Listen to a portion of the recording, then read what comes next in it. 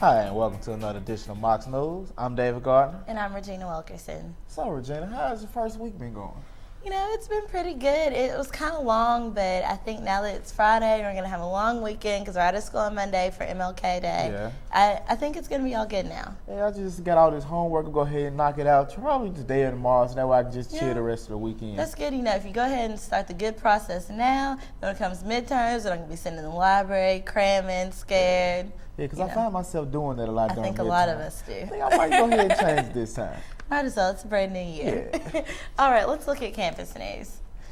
Let's remember, guys, today is the last day to register for classes. So if you don't have it done by 5 o'clock, you're out of luck. So let's make sure you get that done soon.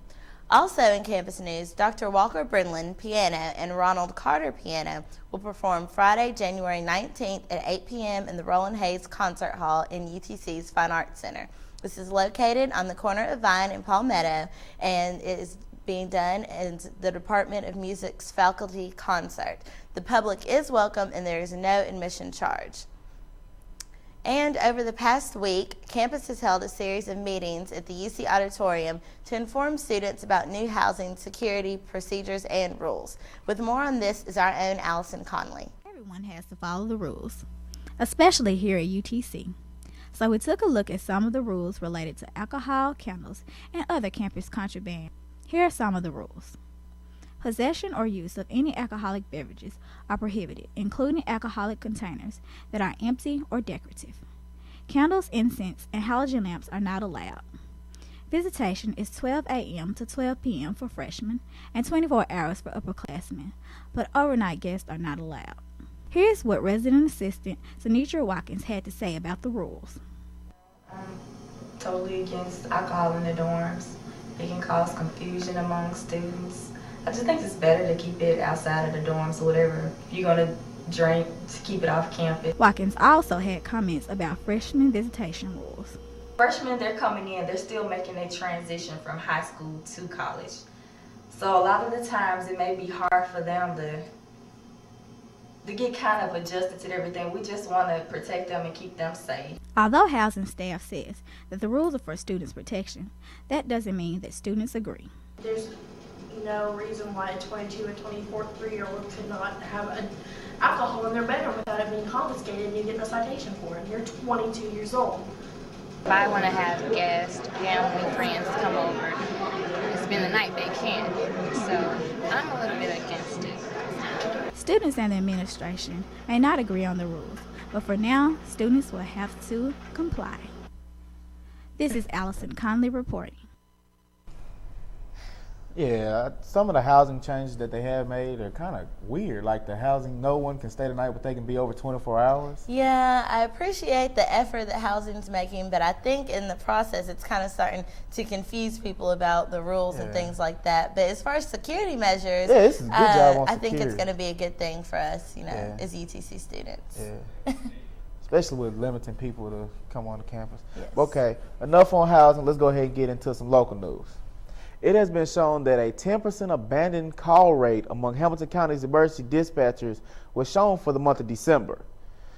911 board member Daisy Madison said Wednesday of the Chattanooga Police Department's 4,000 calls received, 1,634 or 11% were not answered. This is something the Hamilton County Police Department said they're going to be working on in the new year. And also, the East Ridge High School student has been arrested and charged with starting the fire that consumed the chemistry classroom this Tuesday.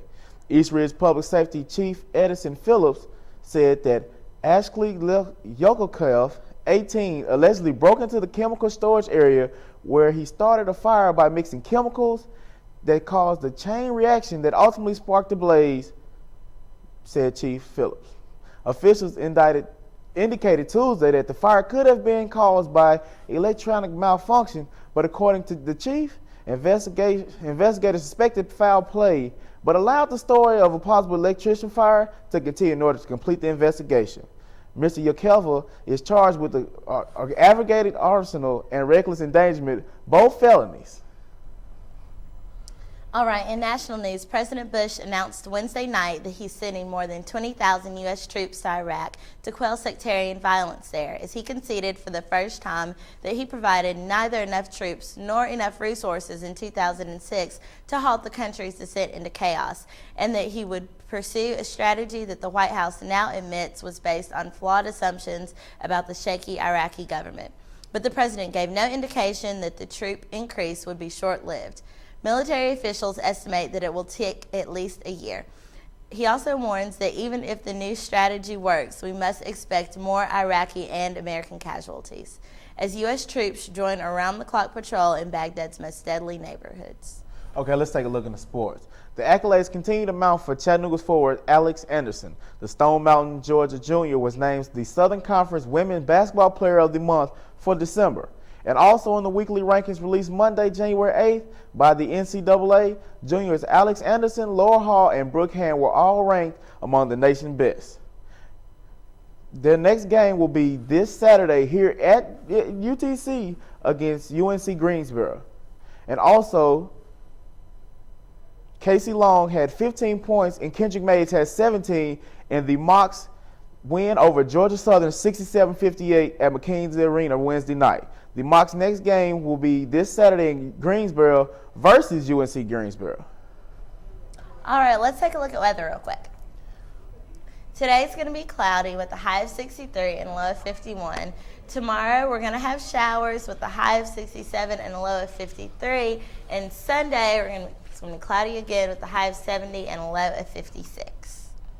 Okay, ladies and gentlemen, this concludes our edition of Mocs News for the first week of school for the spring semester. Be sure to catch us for the rest of the semester on Monday, Wednesday, and Friday at 12:30 on Comcast Channel 3, or you can always catch us on demand at mocsnews.com. I'm David Gardner. And I'm Regina Wilkerson. Have a great weekend, and we don't have school on Monday. So don't come.